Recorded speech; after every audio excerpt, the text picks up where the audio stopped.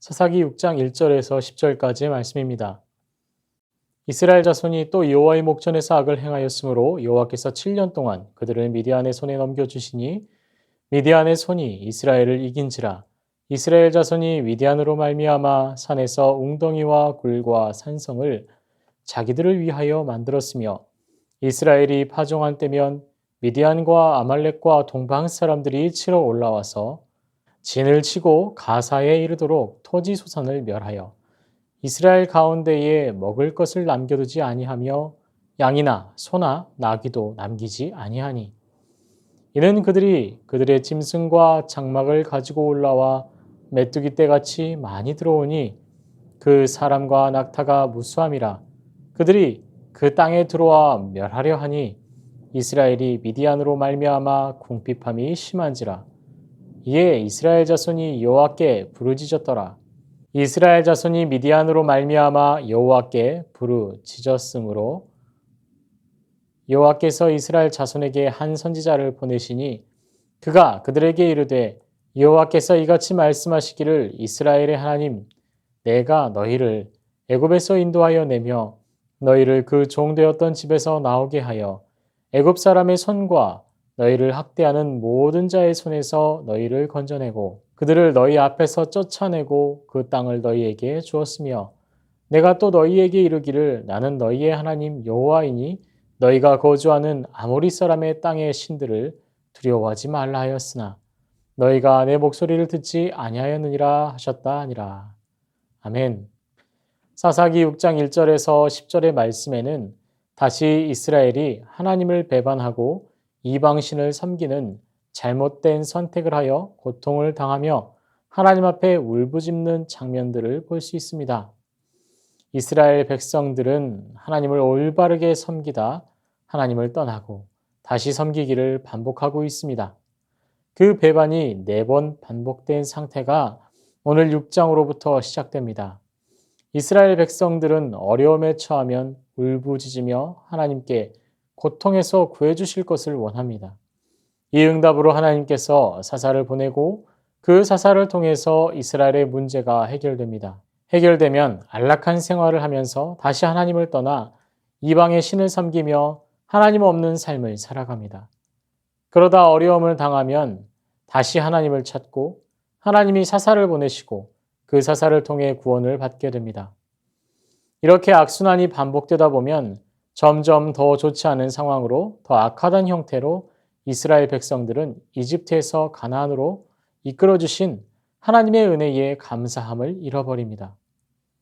그런 이스라엘에게 하나님께서 고난을 더하시며 그들이 하나님을 다시 알고 하나님을 의지하도록 기회를 주시기 위해 이방 민족을 통해 이스라엘을 일깨우십니다.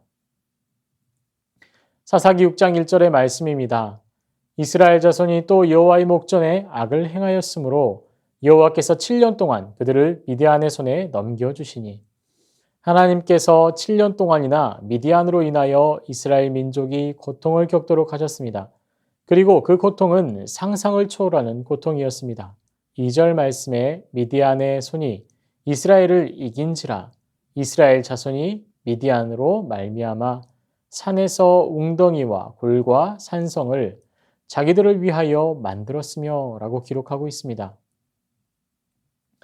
이스라엘이 거주하는 가나안 땅은 이스라엘 거주 이전에도 굴을 파고 거주하는 가나안인들이 있었고 그럴 수 있었던 이유는 가나안은 석회질을 가진 돌들로 이루어진 바위 산들이 있었고 석회질 암석의 특성상 단단하기가 일반적인 바위들보다 물러서 새로 된 도구로 쉽게 파서 모양을 낼 수 있었습니다. 오늘의 본문의 이스라엘 백성들 또한 이렇게 웅덩이와 굴, 산성을 만들어 거주하였을 것인데 이렇게 굴을 파서 숨는 이유에 대해서 3절에 말씀하십니다. 그 이유는 미디안과 아말렉과 동방 사람들이 치러 올라와서 이스라엘을 약탈하였기 때문입니다. 그런데 그 시기가 아주 절묘하게 이스라엘이 보리를 수확하는 시기였습니다. 가나안의 환경은 1년 수확을 망치면 극도로 고통스러운 보릿고개를 겪어야 했습니다. 오늘날이야 돈을 벌어서 농작물을 사서 먹으면 그만이지만 당시 고대 근동은 씨를 뿌려 거두어 한 해 먹을 곡식을 저장해 살아가는 형태였습니다. 그러니 이 미디안과 아말렉이 이스라엘이 그동안 고생하여 수확한 보리를 약탈하면 다음 해까지 이스라엘 백성은 고통 가운데 살아갈 수밖에 없게 된 것입니다. 이때 이스라엘을 약탈하기 위해서 올라온 무리들을 성경은 메뚜기 떼 같다고 묘사합니다. 새카맣게 하늘을 뒤덮는 메뚜기처럼 엄청난 인원이 이스라엘을 약탈하기 위해 몰려온다고 말씀하고 있습니다. 그런데 이들은 단기간 머무를 생각이 없이 그들이 거주하는 텐트와 그들이 기르는 가축 또한 함께 몰고 왔습니다. 장시간 이스라엘 영토 안에서 약탈을 하려는 만반의 준비를 하고 이스라엘로 온 것입니다. 그러니 이스라엘 백성들은 자신이 살던 집을 떠나 소중한 곡식을 몰래 바위굴에 숨기고 그곳에 숨죽이며 살아갔던 것입니다. 이러한 상황이 되다 보니 이스라엘의 상황은 점점 좋지 않게 변해갑니다. 6절의 말씀입니다. 이스라엘이 미디안으로 말미암아 궁핍함이 심한지라 이에 이스라엘 자손이 여호와께 부르짖었더라. 6절에서 궁핍함이란 저희가 예상하는 식량이 없어서 고통스러운 상태를 이야기하기도 하지만 그 이상의 정신적인 고통 또한 이야기하는 것입니다. 이스라엘은 식량을 빼앗기고 자신의 삶의 터전을 빼앗기고 황폐하게 만드는 미디안과 아말렉에 대해 분노로 힘겨워하고 있었습니다. 6절까지의 상황을 보면 이스라엘 백성들에게 아이러니입니다. 그들이 이방신을 섬기는 이유는 삶이 더 풍요롭기 위함이었습니다.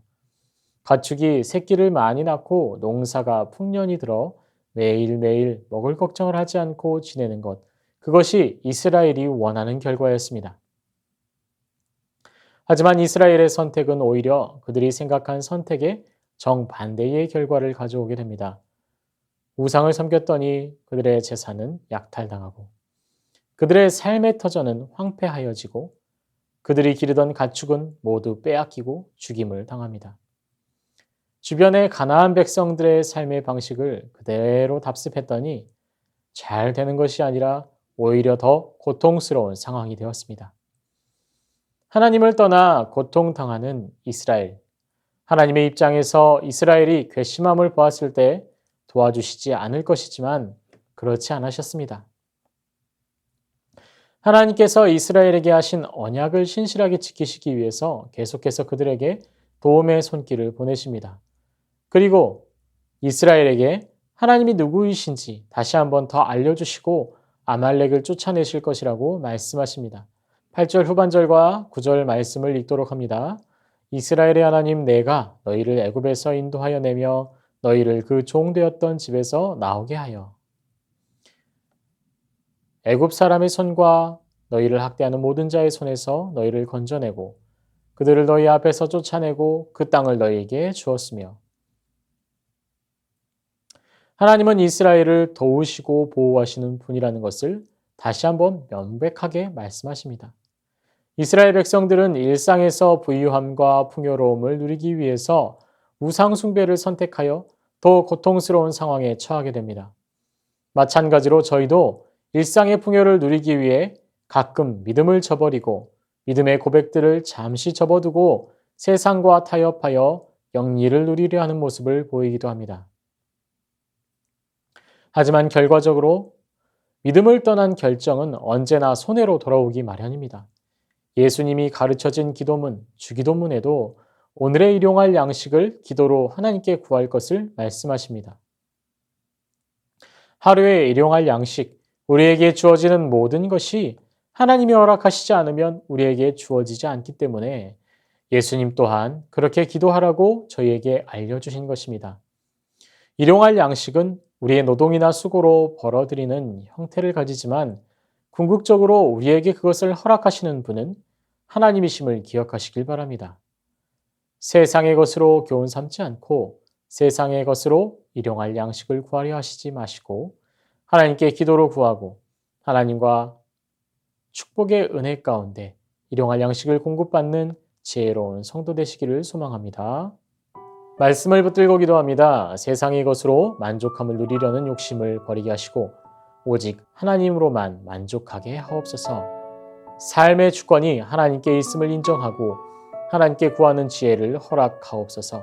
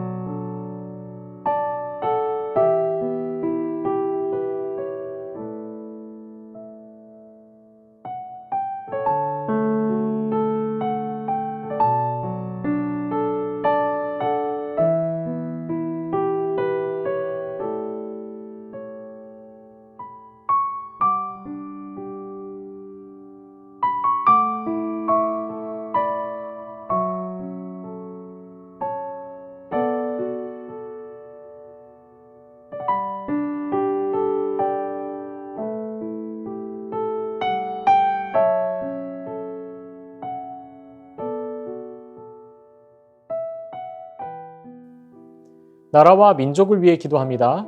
일상 회복 단계를 이어가고 있습니다. 확진자가 증가하고 있는 과정에 있는데 주님 속히 확진자를 늦춰 주시고 일상을 회복해 가도록 각 단계를 이어갈 수 있도록 하옵소서. 이 나라의 정치 부서 곳곳에 그리스도인 정치인들이 깨어나게 하시고 하나님의 지혜로 능력으로 나라를 돌보고 세워가도록 도와주시옵소서. 아멘.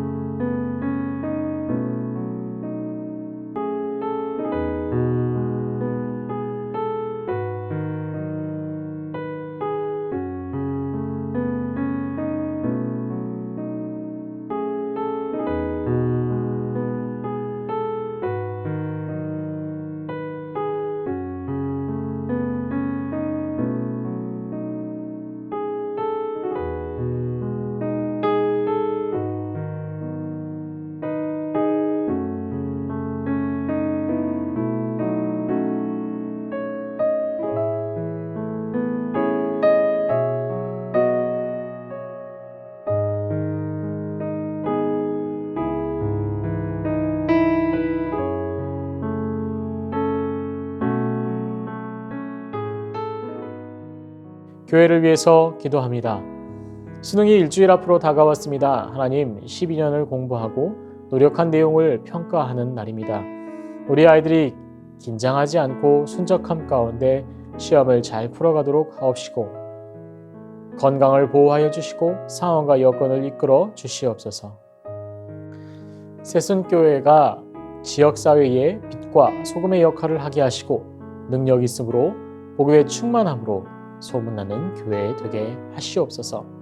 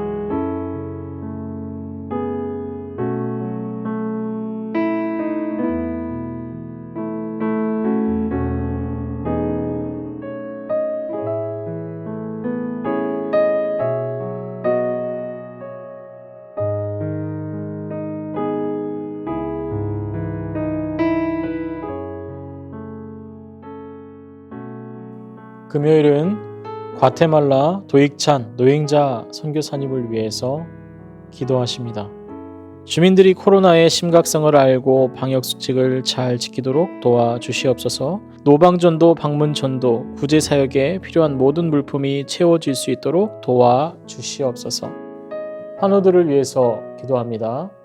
환우를 위해서 기도합니다. 추명호 성도님, 한상규 집사님, 임종채 집사님, 김민혁 형제님, 김평수 집사님, 김인혜 집사님, 김영자 권사님, 김찬준 집사님, 정순금 권사님, 김봉남 권사님, 조금열 집사님, 안행순 집사님, 최혁기 성도님, 정성혜 집사님 어머님과 김광순 집사님, 이길태 집사님, 박문천 집사님을 위해서 기도해 주시길 바랍니다.